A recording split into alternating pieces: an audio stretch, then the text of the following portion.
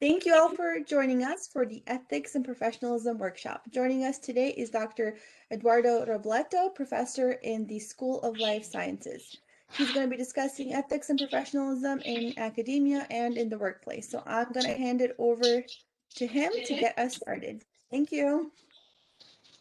Thank you so much. Can everybody hear me? I'm assuming so. Thank you so much, Navena. And I always have a soft spot for the graduate college at UNLV, and I'm willing to, I'm always interacting with them, and I'm certainly helping in any way I can.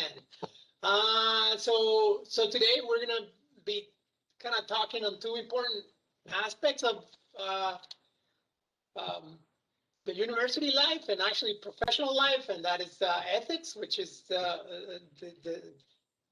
kind of looks at the behavior of individuals and how they comport or they follow certain conventions, moral conventions, if you will. Yeah, but before I go into it, let me, as Nevena said, Nevena said, um, I'm here at the School of Life Sciences. I've been here since 2002. Um, and my research is in microbial genetics and DNA repair and mutagenesis. And I've had the fortune to have been funded through my tenure at UNLV. So that spans, now we're going on what, 19 years now from the NIH and the NSF. Um, so ethics or research integrity is important, has been important through my career, not only as a graduate student or undergraduate researcher very, very early on, but continues to be through my academic career. So hopefully we'll have two discussions, and so one pertains to ethics and the other one professionalism. The ethics are a little more serious, but I will try to make the professionalism and the etiquette a little more fun. And so with that, we'll go and start. A lot of the material that I'm going to be referring to in the ethics component of the talk comes from these two sources, and you're welcome to either ask me for the material or look it up, or feel free to look it up online. These things are readily available. Actually, the PDF for this integrity and scientific research, it's available for free, actually. And so this is also comes from a World Economic Forum, and there was a meeting of young scientists in different disciplines that include economics, marketing, et cetera, not only science and technology, social sciences as well, and they came up with a new set of or additions to what we understand to be ethics in academia. All right. Most of the ethics, obviously, is going to be because I deal with research. I'm going to focus the talk on research related in the research context. And so, if we think about research, we think about knowledge creation. It doesn't mean that this doesn't apply to other jobs or to other professions, if you will. If you think about it, for example, if you're in the business of quality assurance, right, you need to follow certain procedures. And so because you have to follow certain procedures, you need to adhere to certain rules. And so that falls within the field of ethics, if you will. So going back to the research part of the talk, I consider it a privilege, the fact that we are doing research. People like me, like you, if you're in graduate school, even if you're a person that got a degree, a higher education degree, I think of these people as privileged in the sense that if they're involved in in the specific case of research or quality assurance or so on, as I call them, privileged because you have the trust of the public, of the public, of the public. And so if you think about it, it's not a lot of people that have that. 35% of the US population, according to the 2020 census, has a baccalaureate degree. Now that includes Bachelor of Arts and Bachelors of Science. Now, if you go up the ladder, for example, only 13% of the population in the United States have a master's of science, and only 1.2% have a PhD. And now that's even a smaller fraction, considerably smaller fraction, that hold positions in academia, in research, directing research. So again, why is this important? Because we use public funds, taxes, to advance a research agenda.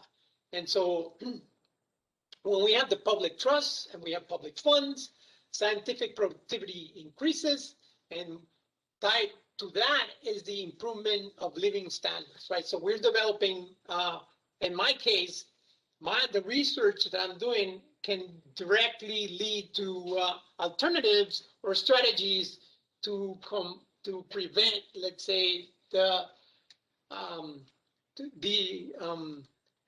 appearance of superbugs, right? Because I work with bacteria, and bacteria tend to accumulate mutations that confer antibiotic resistance. So if you then all of a sudden get infected with a superbug, then you're pretty much done, right? Because you cannot be treated with any antibiotics, so you're at the whims of your immune response, if you will. But if you this be reminiscent of the olden days, in which an infection and an ear infection could kill you, right? So these are the implications of my research, and because of that, because the implications are really get to the core of human health, I had to adhere, or I had to have good ethical principles in my research practices. And so nowadays, whereas the ethics in the past has always been there, but nowadays it's even more important in the sense that people we have gotten to a set of social circumstances in which we can generate misinformation, or misinformation is generated, or mistrust, or you don't trust the science or facts. Because of that, we need to be even more concerned with transparency and adhering to practices that are based on facts, scientific facts, and not just question because you're not in. I just don't believe it because I don't want to believe it, or that doesn't align with the set of principles or ideology that I have, then I won't believe it. So because of these times, I think the integrity in research has become even more and more important nowadays. All right, I think I covered that. Okay, so as I was saying, so in order to continue the research enterprise, right, we need to continue to have the public trust. And so to continue the public trust, we need to uphold research integrity, and which is kind of touches directly on what ethics is. And if you go and look for the definition of ethics, ethics is the moral principles that govern a person's behavior or the conducting of an activity. And so we consider that integrity, or you can think of that as integrity. And so integrity then, based on what experts, so what is integrity? And so you can think of, actually there was a committee put together by the National Academy of Sciences that looked at this very question. So what is it? And so this committee came up with definitions for integrity in two ways. One that they call, integrity from the perspective of living a good life. So what is living a good life? It's integrating moral, religious, and philosophical convictions. This is what they call wholeness, right? So when you align your moral, religious, and philosophical convictions, it's, according to Plato, right, you have a good life. And so there's also a more applied sense of integrity or definition of integrity, and that is the soundness of moral principles. And then in the context of soundness, what does that mean? Soundness of moral principle in the specific context of research practice. And this is something, this is something that is more directly related to our jobs, right? So if we double click on that soundness of behavior in the context of research, we can think of two ways of enforcing and upholding integrity, right? At the individual level and at the institutional level, right? So I think that since I'm talking to graduate students, right? I think these are the things that you should be paying more attention to. We'll talk about, I'll have some examples later on, but this is the overall idea or the overall message. Or if you want to categorize things, you can categorize what you can do at the individual level based on these bullet points that I'm presenting. So intellectual honesty in proposing, performing, and reporting research. And I have emboldened the reporting research because you can obviously,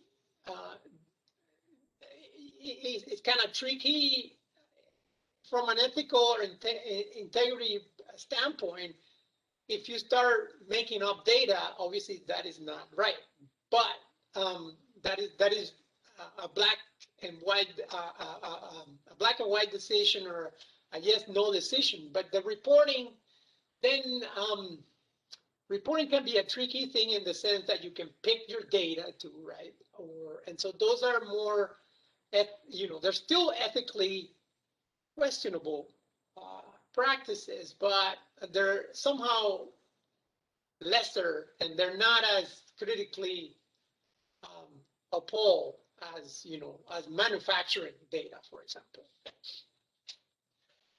And what I'm saying, one example of this is, for example, if I do the analysis, if I run this type of analysis, I get that the data set implies this, whereas if I run this other type of statistical analysis, then the data says otherwise. So what do I do?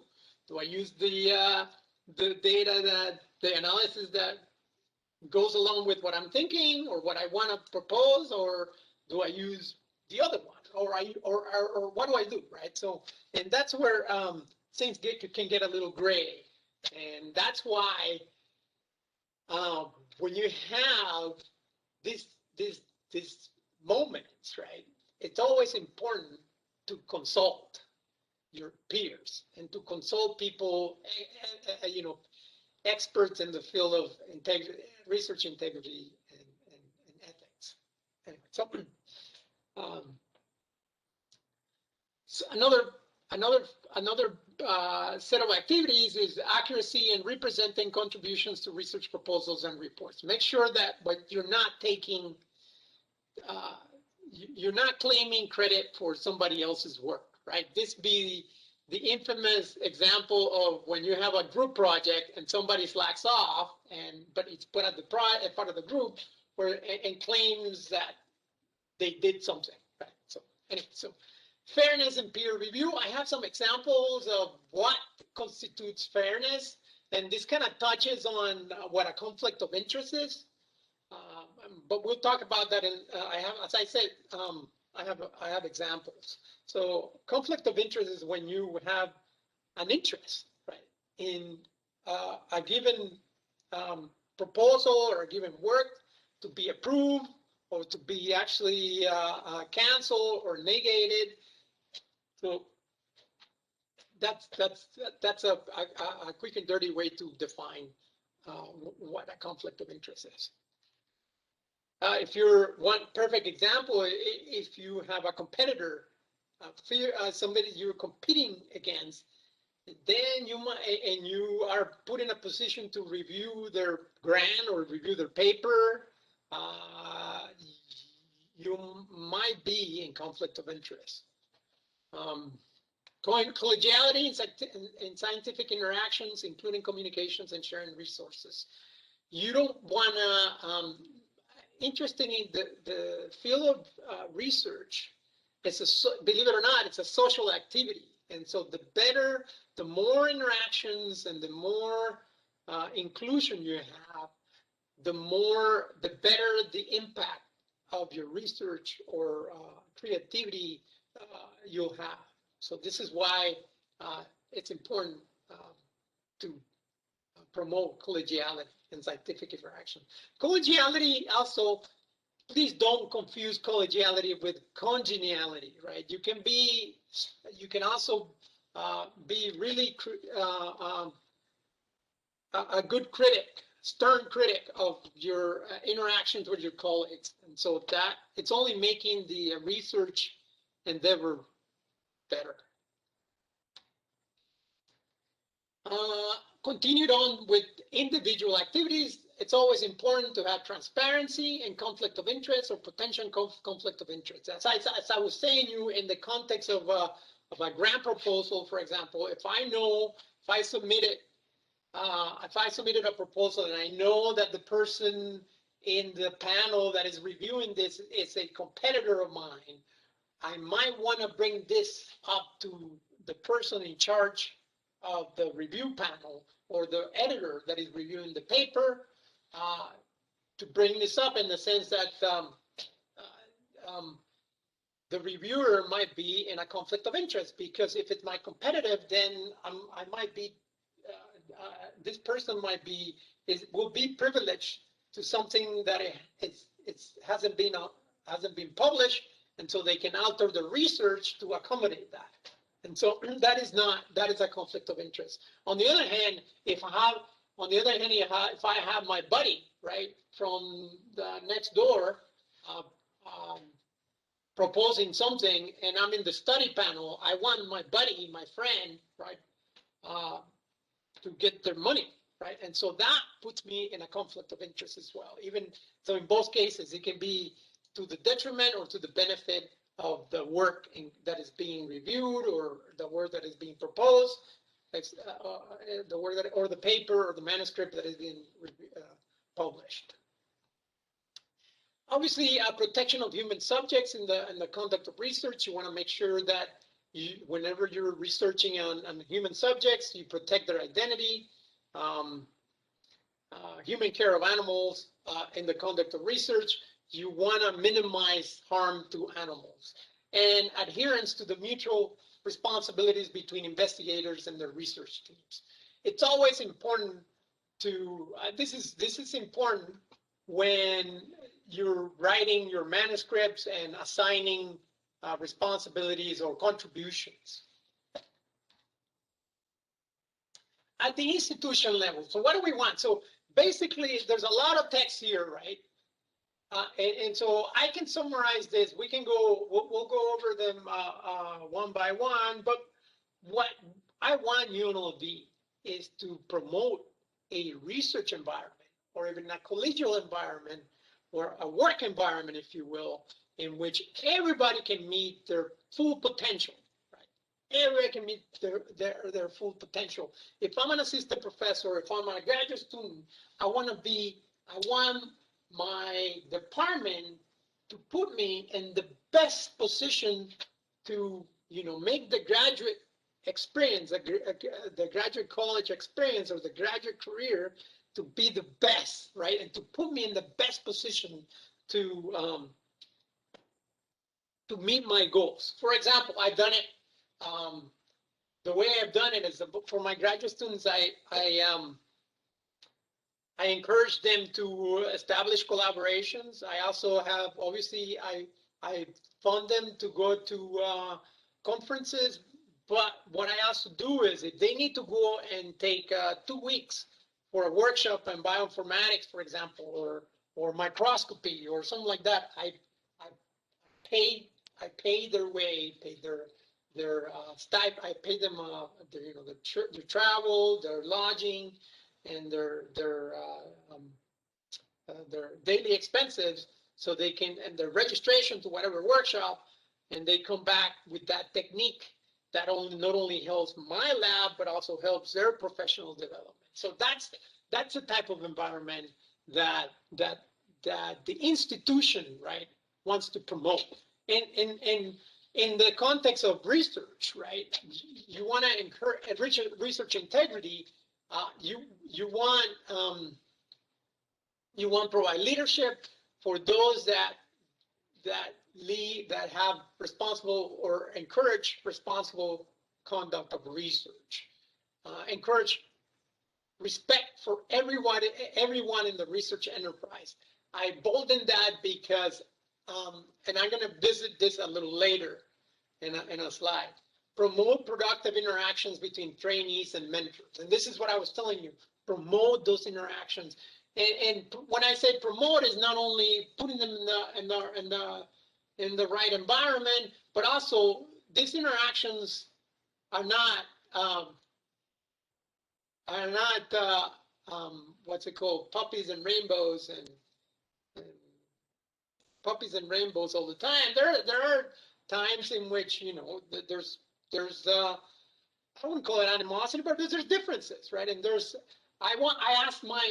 I come to the philosophy that for me the best thing to do is ask my trainees, what do you need? What do you need to get done this? What do you need to make progress, right? Or how am I being too, when I ask my students, am I being too a slave driver here? Or are you making progress? So there are sometimes difficult conversations to be had. Anyway. So that is promote productive interactions, advocate adherence to the rules regarding all aspects of the conduct of research, especially research involving human subjects and animals. It can be, these things can be as little as, show me, I want to know that your notebook, you're taking your notebook, or where you're recording your data, it's up to protocol. It's just as little as that. And what now we have different platforms. Before, during my times in graduate school, all I had were notebooks, right? And so I had to. I remember I started with the notebooks that had a carbon paper. So I was having, you could make carbon paper copies of each of the pages in your notebook, right? And they were numbered. Now we have Labster, for example. We can do this. We can have Slack, for example. It's a nice platform to communicate data. We have Labster. I use Benchling, and so I can see. I ask my students to dump their data or their experiments there, and I can look them up and say, hey, and I can question. Do you have this control? Do you not have this control? Let's go over that. So that promotes transparency as well. Offer educational opportunities pertaining to integrity in the conduct of research. I believe I'm always asking my students to take courses in ethics. And here in the department, for example, we have responsible conduct in research courses that students have to take at least once during their time in the graduate program, and so that's good. Every time I get a grant, I had to make assurances that we will adhere to responsible research conduct, And then monitor and evaluate the institutional environment supporting integrity in the conduct of research and use this knowledge for continuous quality improvement. Since make sure that, you know, you're not this UNLV and the Office of Sponsor Programs, for example, uh, conduct audits of how you've used the money from grants in your research and make sure that you're using that money for the research that you propose in the grant. All right, so case studies I have put, and I believe this is going to, Nirvana is going to, I believe you're going to make this available. Is that right? And if I'm saying your name wrongly, please let me know.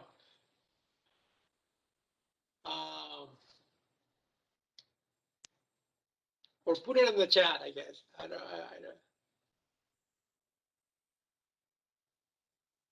Anyway, so case studies and guidelines. So if, for example, we click on, okay, yeah. So I was just told that this is going to be made available. Actually, the funny thing, I had changed the whole slide presentation to have it in my black background and white letters. But then my wife told me, you know what? That's if they want to print this, that's going to be horrible. They're going to be using a lot of ink. So I changed the format. I changed the slide format. Anyway, so a case of different cases of research misconduct is shown in this link. And so those pertain to data manufacturing, right? And so how one of them that was from Duke University and resulted in a settlement of $12.5 million that had to be paid from the University of Duke to the NIH because they were fabricating data that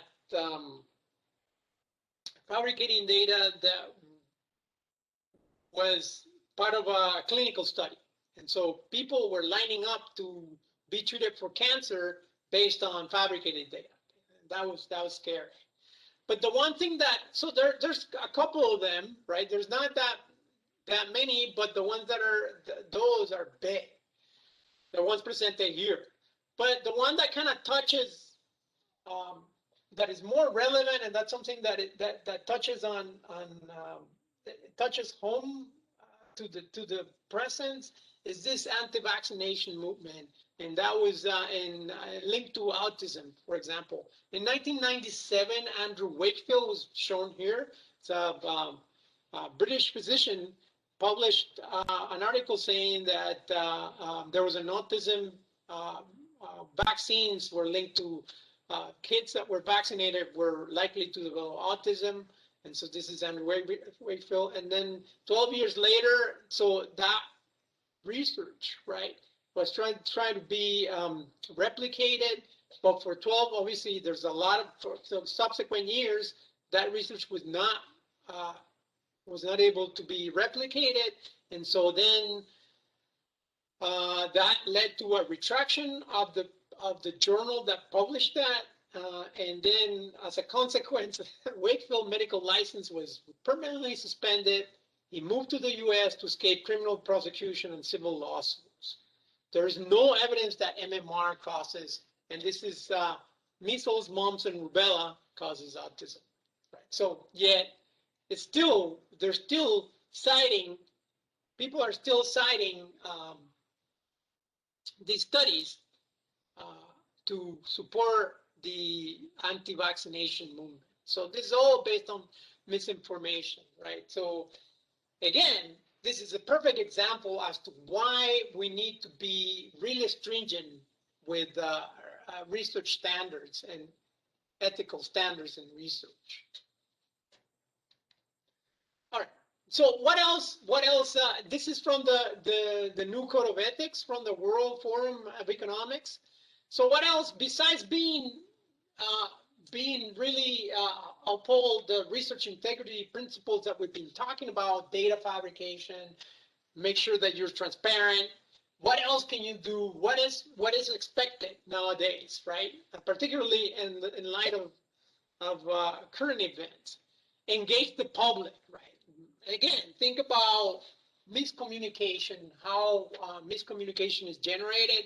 So if the scientists then engage the public and communicate effectively with the stakeholders, and this could be outreach. My students and I used to go to the Museum of Natural History and here in Las Vegas, and we talk about science. We do demos, um, demos in high schools of how bacteria can freeze water instantaneously. Uh, Public talks. We have what we call a science cafe, and one of us from the department goes and talk at a pub, well, with the public about the science that we do and the grants, the research that we do, so that it's outreach, and we exchange ideas. Um, this is important because it's important for policy making. So if I'm reaching out to the legislators, right? They are more informed, right, of what antibiotic resistance is and what is needed to mitigate the health problems caused by it. So and also this will correct misinformation, right? Big something that I didn't mention was the intelligent design versus evolution uh, um, discrepancy or discussion, right? Which to me is not a discussion. It's just some people having been misinformed. Anyway, so engage decision makers, and so engage the public, engage decision makers, and these are the legislator. Engage the public, and I just mentioned that. Support diversity. That's something that I've championed forever. Since I got here, and why is that? Because it leads to creativity and innovation. Right? We want everybody in our society. If everybody in our society progress and lives better, our society as a whole is going to be better, right? So then support diversity and creativity. So that's the reason why we need to support diversity and embrace it. Not only support it, promote it, and embrace it. Be a mentor. Guide, inspire, and empower less experienced researchers.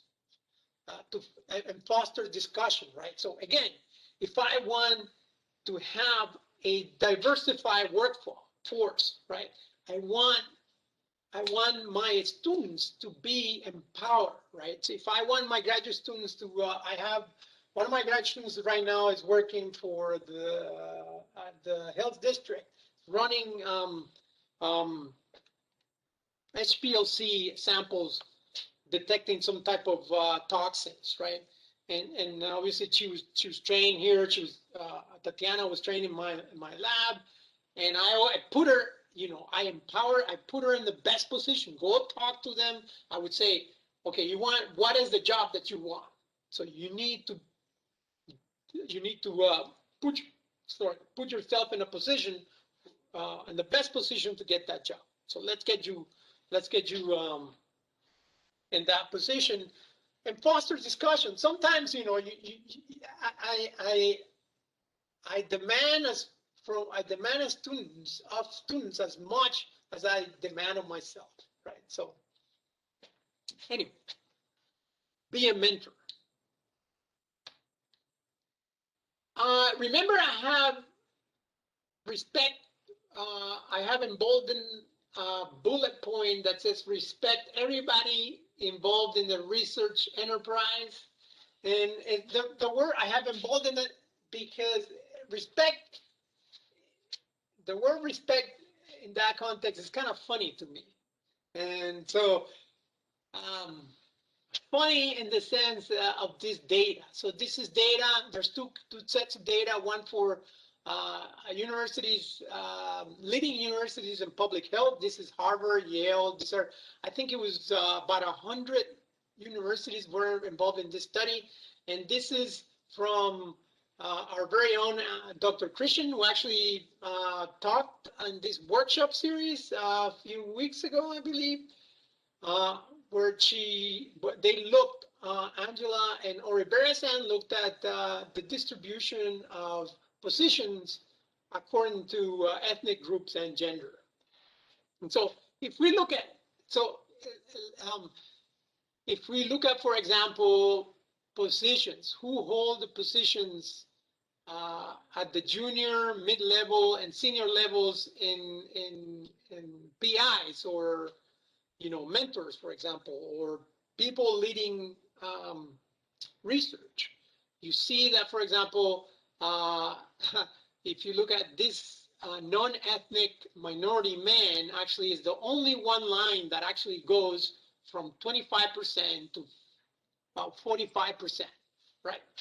All these other lines are either they have an inflection around the mid-level and then they go down or stay the same, right? And those happen to be either non-ethnic minority women, right? So you see this and this, or ethnic minority women, which is the blue one, which is completely going in the opposite direction. So let me ask you this. If we continue in this trend, what is the proportion, what's going to happen to this fraction or this groups? What is the logical, or what follows to that statement? Well, that they're going to disappear, and the only ones that are going to be conducting research, right, is the non-ethnic minority men.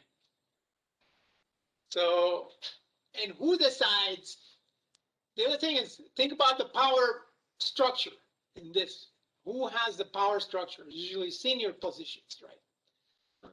Anyway, so and this is in the sciences, if you will, or public health universities, or public health sciences.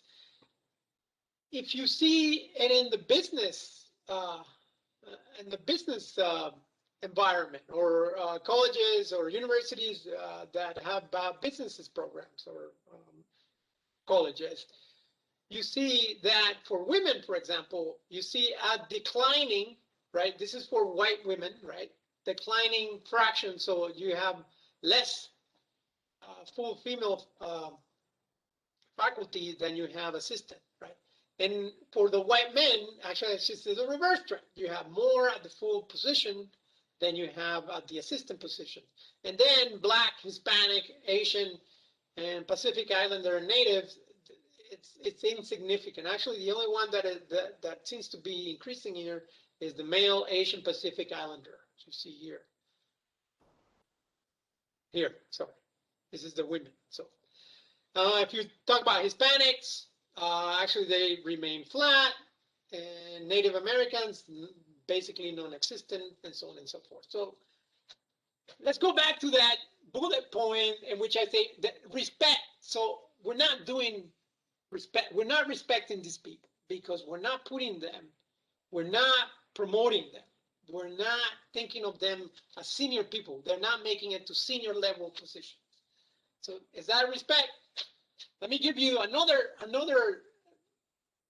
respect measure, right? It's a huge gap between the gap according to gender, and I'm not breaking the gender into further down into minorities or minority females, and so on and so forth. If we look at that, just the gender difference, there's about women involved in research have to work 44 more days to earn the salary of an equivalent position held by a male professor. 44 more days a year. So is that respect? I would argue no. But so we have quite a work. We have a lot of work to do in respecting everybody involved in the research endeavor. All right. So that was the. Oh boy, I only have about 10 minutes, so I can. I had to cruise through this. So this is I wanted to finish with that, and then there's questions I can fill them a little later or through email. So we touched on ethics. Let's talk about etiquette and professionalism. What's in it for you? What is etiquette? The definition, the customary code of polite behavior in society or among members of a particular profession or group. The conduct or procedure required by good breeding or prescribed by authority to be observed in social or official life, right? So those are the definitions. But for the very, very bottom, when it comes to the what is the bottom message or the bottom line behind this is it is to help others and put them at ease. When you are interacting in research, right, you need to have a set of conventions that makes me comfortable and that makes them comfortable. And so that's where the etiquette is. It's not to be uptight, right? It's not to be uncomfortable. It's actually the reverse, right? And to follow convention and to engage, to have an engaging exchange. So what's in it for you? It's knowing the rules will help you feel more confident in any situation. So once you engage, oh, I'm going to tell you this, you're going to rebut this to me this way. So it's a set of rules, basically. It contributes to your professional success. It helps you make a good first impression.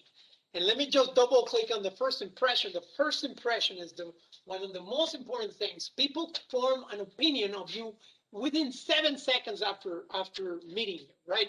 And so, and this is very easy to do research on Google.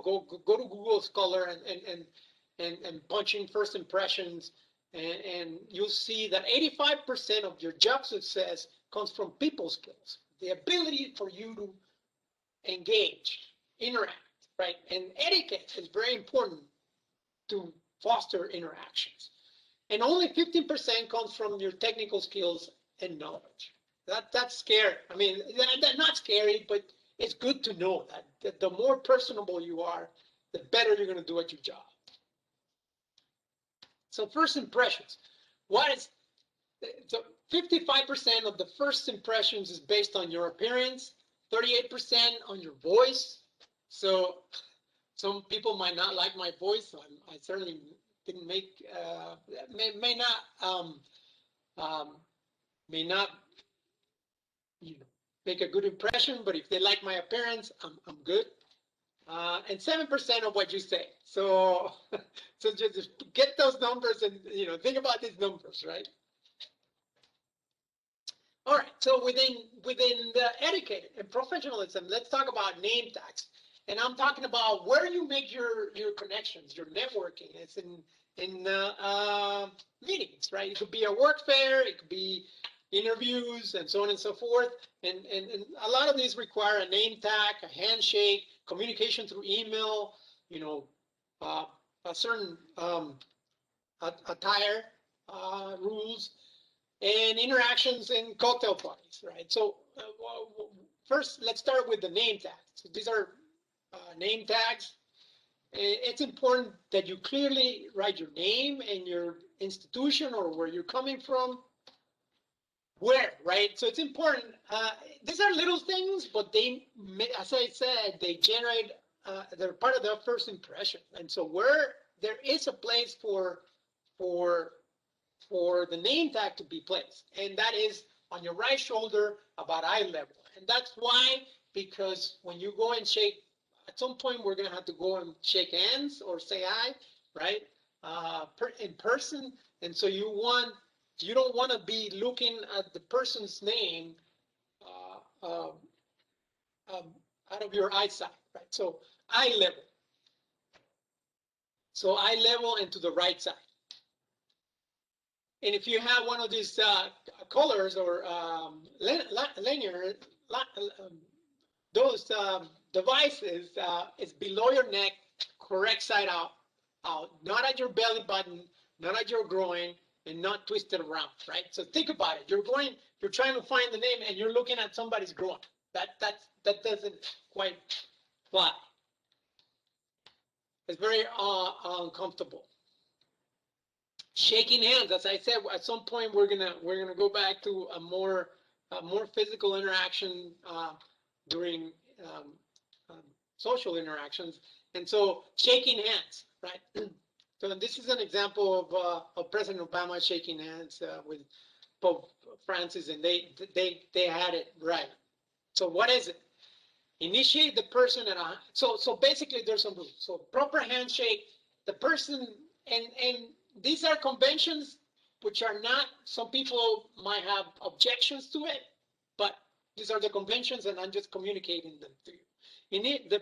To initiate, the person in a higher position of authority or age should be the first one to extend a hand. Stand and look at the person in the eye. Use your right hand and use a firm but not crushing grip. The duration is about 2 to 3 seconds long, but follow lead. If the person that initiates wants to hold it longer or shorter, you follow that lead. Be aware of your other hand. Don't. If you go back to the picture, he has it by, doesn't have it in his pocket, right? They have it by the side. And shake with an up and down motion. Okay, some things that you need to be aware of. There's different cultures. In Russia, men shake hands with other men, but kiss women's hands. In South Korea, the senior person initiates a handshake, use a soft grip while shaking hands.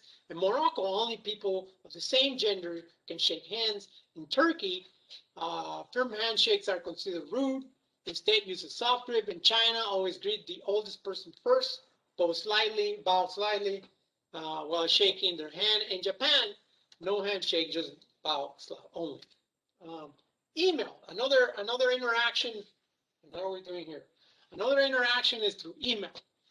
Mine in the sending to whom the message is directed. The CC, giving other people the information as FYI for your information, and BCC. Remember that the sender can be using this BCC, right, as a blind copy. And subject, be descriptive and short. Put most important information front and center. This is very important because I have about 40,000 emails, right? And I need to, if I can do a quick search based on a descriptive short, I'll get it back, right? When you're responding, be mindful that there's a reply and reply all, right?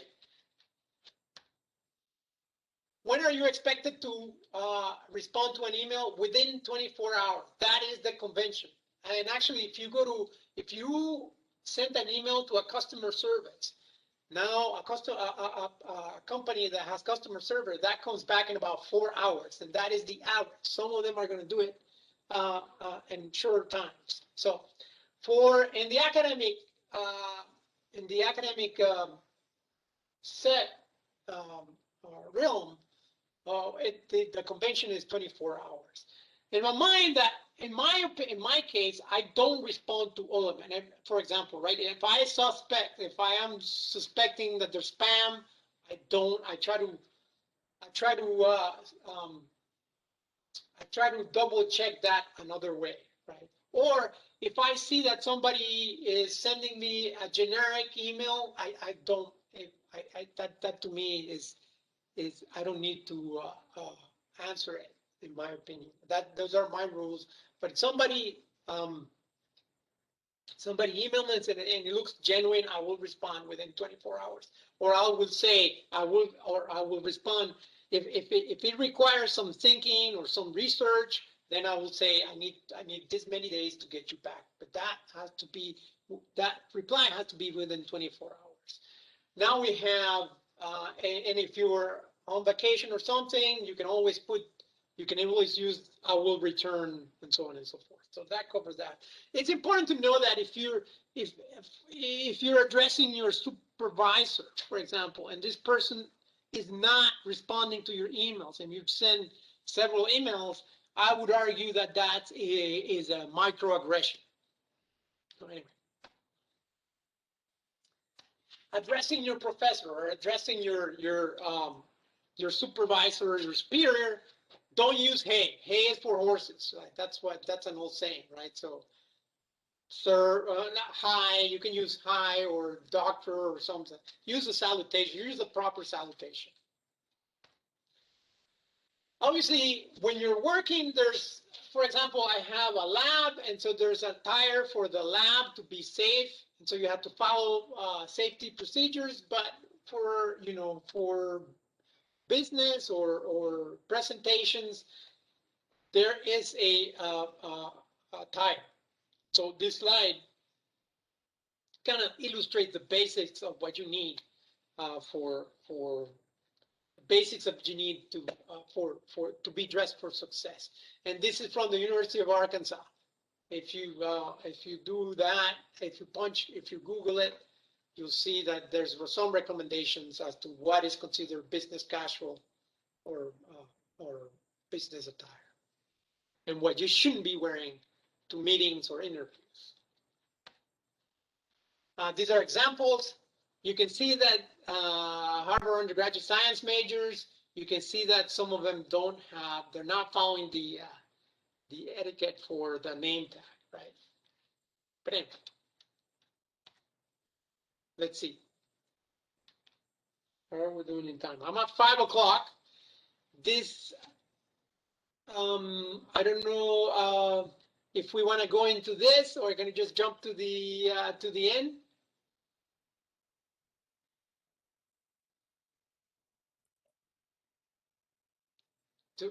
Should I get some feedback on this?